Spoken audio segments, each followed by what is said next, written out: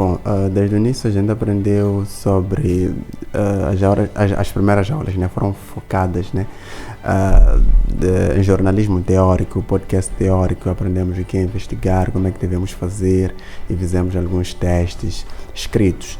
E depois tivemos uma visita de alguns jornalistas que têm experiência na área e compartilharam sobre como é que foi a caminhada deles, como é que eles têm feito e como é que deve ser feito o exercício com as fontes, qual é o cuidado que devemos ter na produção do podcast e também o cuidado que devemos ter conosco mesmo, porque é um assunto que às vezes pode criar outros assuntos.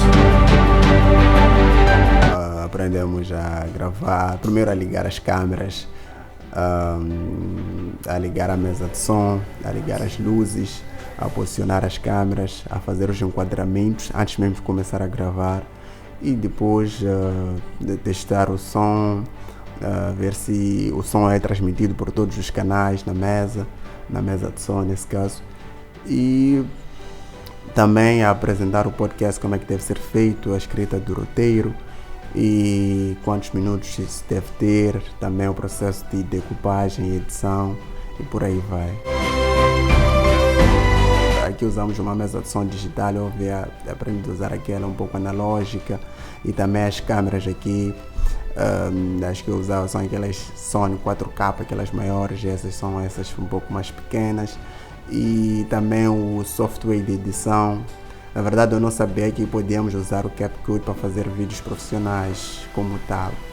Então foi uma experiência nova para o podcast, mas não para o audiovisual como tal. Mas no podcast foi novo, primeiro porque faço apresentações com um teleponto. Então aqui foi difícil porque não tínhamos esse recurso, então era necessário decorar uma parte do texto e às vezes tínhamos alguns gafes básicos, né, na hora de fazer a apresentação do programa. E para o podcast foi novo porque é a estrutura completamente diferente daquela que eu já conhecia e foi um desafio que até agora eu acho que sempre que fazemos uma edição há um desafio a superar.